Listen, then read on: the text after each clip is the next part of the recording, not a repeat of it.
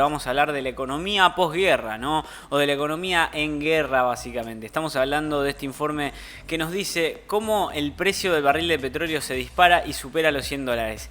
¿Qué efectos puede llegar a traer esto para América Latina? Bueno, te lo contamos acá. El conflicto entre Rusia y Ucrania ya está teniendo consecuencias económicas a nivel mundial. El jueves, el precio del petróleo alcanzó su mayor valor en 7 años por temor a que la crisis interrumpa el suministro global. El barril del Brent, un referente internacional, llegó a los $100 el barril. Llegó a los $100 el barril. El aumento se dio después de que el presidente de Rusia, Vladimir Putin, anunciara una operación militar especial en la región del Donbass, en el este de Ucrania, donde se encuentran los dos territorios rebeldes prorrusos de Donetsk y Luhansk. Bueno, pero las bombas y las explosiones se reportaron en varias ciudades del país, más allá de los territorios del este de Ucrania citados por el mandatario ruso, ¿no? La fuerte alza se explica también por las sanciones de Estados Unidos, Reino Unido y la Unión Europea que le imponen a Rusia en los últimos días. Occidente ha señalado que están preparando sanciones más duras, lo que eventualmente podría afectar el suministro de crudo proveniente de este país, ¿no?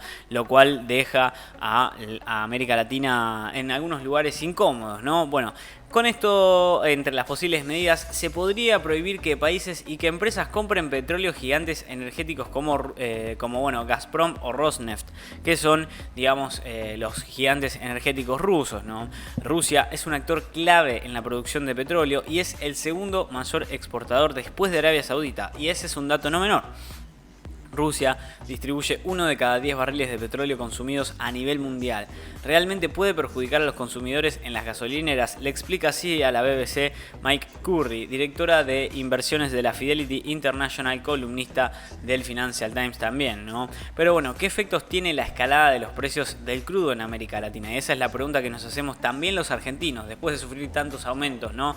Bueno, el incremento del precio del petróleo amenaza con aumentar aún más el freno económico que está viviendo buena parte del mundo después de la pandemia.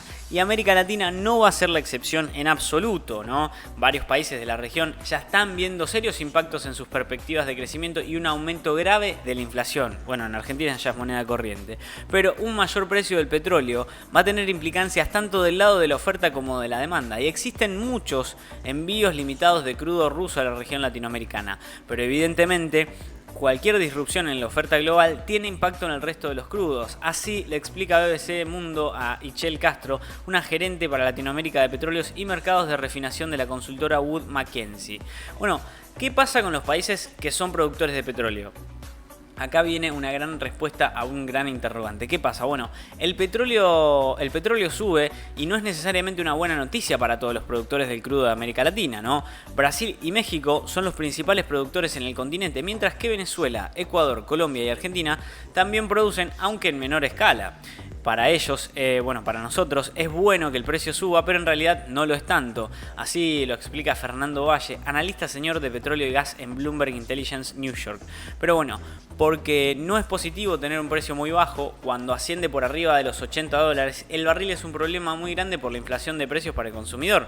O sea, ahora nos pasa que vamos a tener que inflar los precios al consumidor final para que el negocio sea redituable. O sea, por más que las empresas estatales como Petrobras o Pemex en México tengan más dinero, no es suficiente para poder reducir el impacto hacia el consumidor, y para los gobiernos es muy importante que no suban los precios, dicen así, ¿no?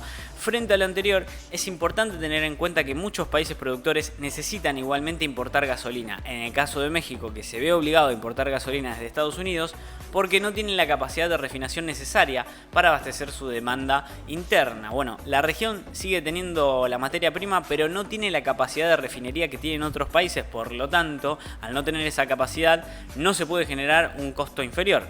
Bueno, así la subida del barril puede tener efectos mixtos, ¿no? Mirando al futuro, Ichel Castro dice que el hecho de que hoy haya precios cercanos a los $100 por barril es un reconocimiento de que al mundo le sigue haciendo falta petróleo en crudo.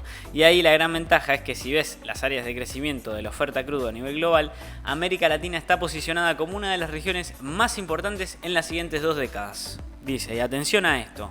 Así, agrega, cualquier otra transición energética debería ir acompañada de un descubrimiento de nuevos yacimientos y de producción. Y en eso, América Latina podría verse beneficiada. Atención.